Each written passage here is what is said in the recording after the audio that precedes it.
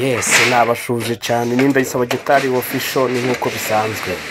Aya makuru nyakuzaniye kugira ngo yakuremo isomo ikinjira mu mujyi wa Kigali indakora vuye. Igihe bazaba bakubwiye ngo ugiye kugura inzu, ugiye kugura ikibanza, banza umecinge shuwa ko iyo nzu cyangwa icyo kibanza kiri mu miturire yemewe utazarira nk'agahinda ngo sinakura vuye. Ni Makenga number 1 nakubwiye utuntu tw'ubwenge twose nzajya ntukuzanira hano, wowe jya ukora ku gatima kandi usharinge abantu bose. Nujya kugura ikintu banza urebe neza ushaka amakuru ahagije utazarira nk'agahinja. Aho n'abantu bamwe binje mu mujyi wa Kigali aho baguraga ibibanza bubaka ariko bubaka ahantu bitemewe.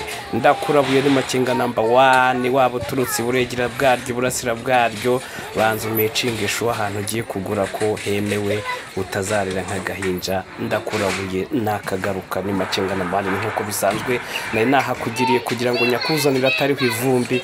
Urabibona ko byari bitoroshye kuba wari utuye bakakubwira ko hatemewe.